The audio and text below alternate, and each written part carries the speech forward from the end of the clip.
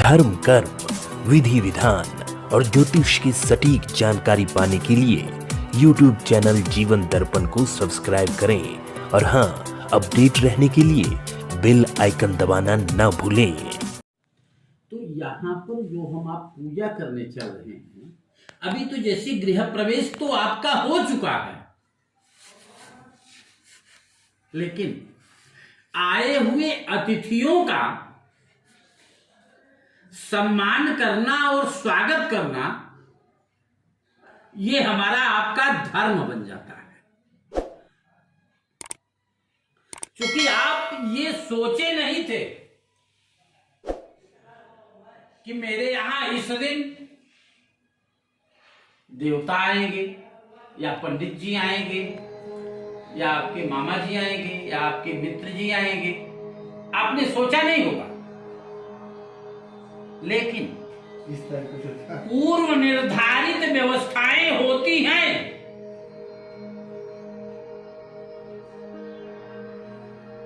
क्योंकि शास्त्र ये कहता है कि यद धात्रा निज भाल पट्ट लिखितम स्तोकम महद्वा गुरुम। विधाता ने जो लिखा है और जिस व्यवस्था में लिखा है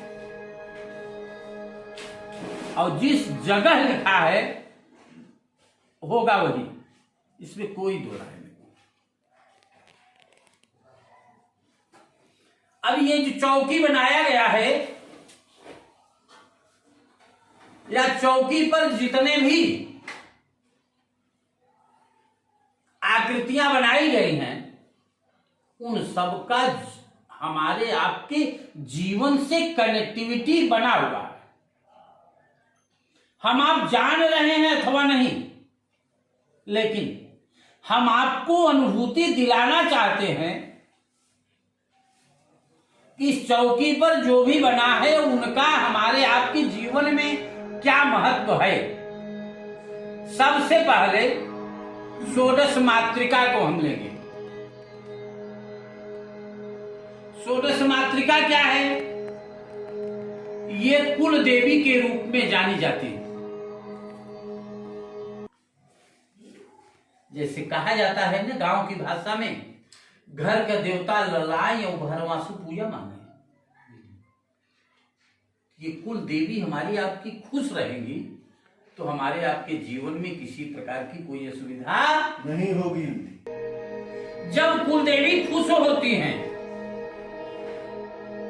तब व्यक्ति के जीवन में ये बात आती है कि हमारे जीवन को चलाने के लिए पैसे की आवश्यकता होगी।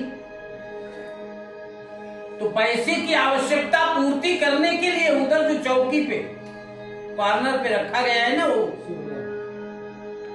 जहां शुभ लाभ लिखा गया है, उसको सप्तभृत मातर कहते हैं। क्या कहते हैं?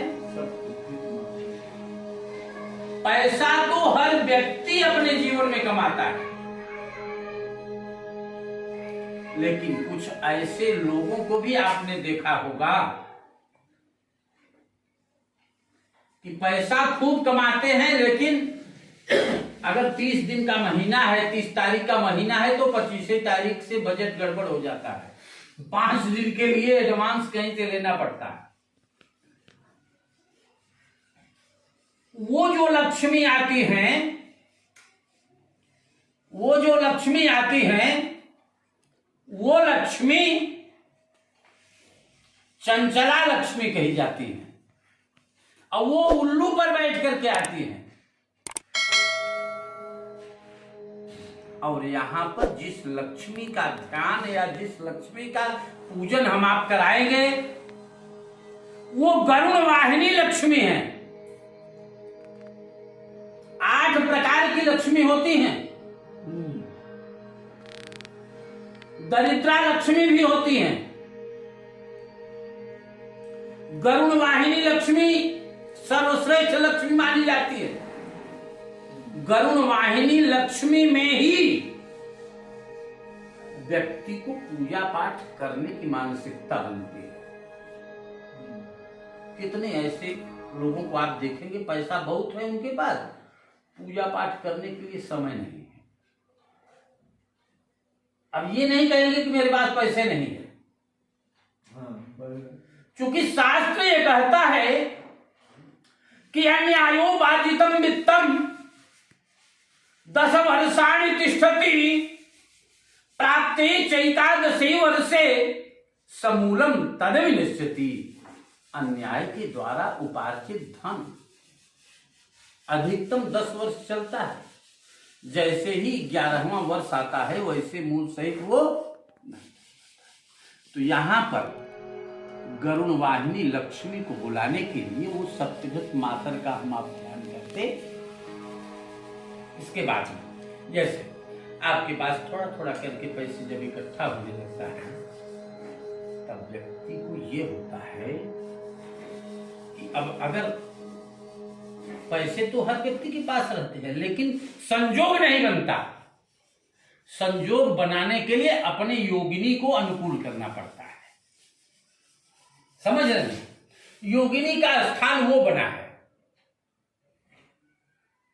जो चौकी के बगल में जो बना हुआ है ना, उसको चतुष्ठ योगिनी कहते हैं। क्या कहते हैं? चतुष्ठ योगिनी।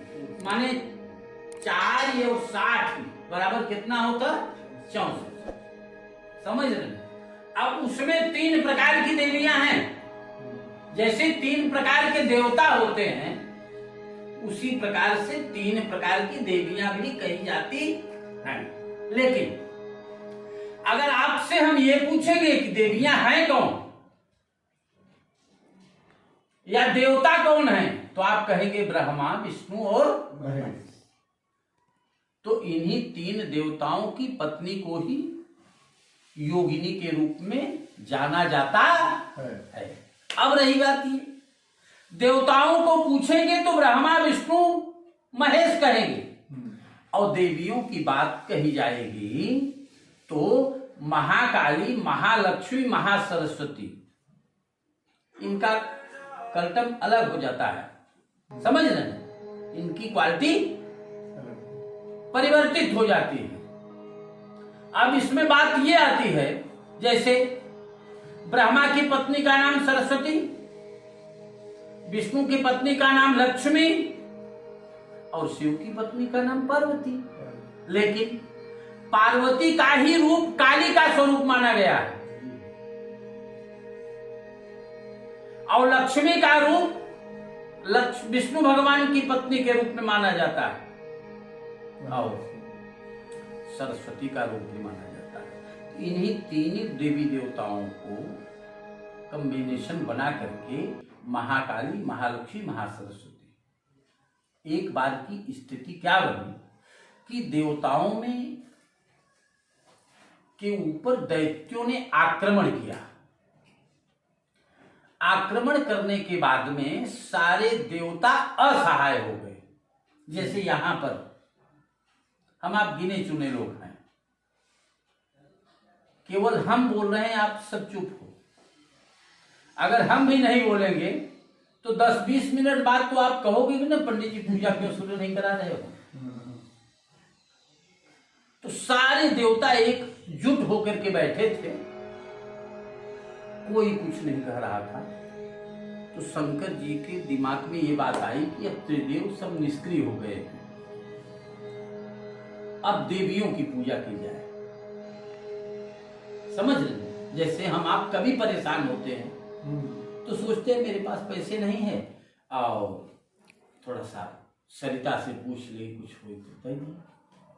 पता चला सरिता खजाना लेके बैठी है। समझ रहे हैं?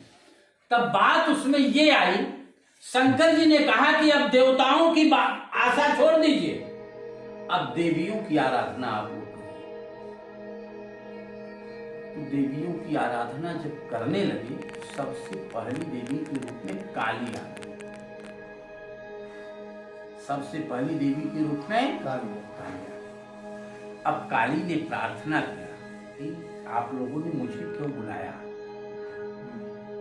देवताओं ने कहा राक्षसों ने मेरी सारी संपत्ति जब्त कर ली है और मुझे उनसे सुरक्षा चाहिए और मेरी खोई हुई वस्तु वापस। अब काली इतना क्रोध की कि जैसे गोलगप्पा हम आप खाते हैं ना, वैसे राक्षसों को लेती थी और ले जाती थी। इतना क्रोध, यहां तक कि क्षण भर में राक्षस सब गायब हो गए।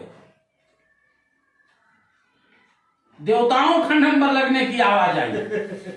शंकर जी ने कहा कि प्रार्थना करो, नहीं तो ये बचे, हम लोग भी नहीं बचेंगे, अकेला यही बचेगी।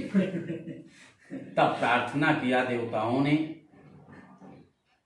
तो काली जी ने उन देवताओं को वरदान दिया और आशीर्वाद दिया कि कोई भी पूजा यदि होगी त्रिशक्तियों में, यदि सबसे पहले व्यक्ति काली की पूजा करेगा, उसके ऊपर आने वाली सारी विपदाएं हम ले लेंगे और वो खुश हो जाएगा, उसका जीवन खुशहाल हो जाएगा। इसलिए महाकाली की पूजा हम आप सबसे पहले करते हैं। फिर जब हमारी आपकी कष्ट खत्म हो जाएगी, निश्चित है कि माल आएगा। समझ रहे ना? जब माल आएगा तो जैसे देखिए, सूर्य की गर्मी को खत्म करने के लिए पंखा चलाते हैं। अगर पंखा से भी गर्मी खत्म नहीं हुई तो एसी चलाते हैं। लेकिन अगर पैसे की गर्मी हो गई तब एसी पंखा से खत्म हो गई, तब व्यक्ति सनक जात है। और सनक को बैलेंस बनाने के लिए क्या किया जाता है? बुद्धि विवेक की जरूरत पड़ती है, सरस्वती का ज्ञान होता है। तो लास्ट में सरस्वती का इसलिए पूजन किया जाता है कि कभी मेरे अंदर पैसे की गर्मी से विकृति न है। समझ रहे हैं? पैसे की गर्मी से कोई विकृति न है, इसलिए महाकाली, महालक्ष्मी, महासरस्वती का ध्यान किया जाता है। इसके बाद में ये जो वेदी बनी हुई है, जब धीरे धीरे आप बैलेंस बनाएंगे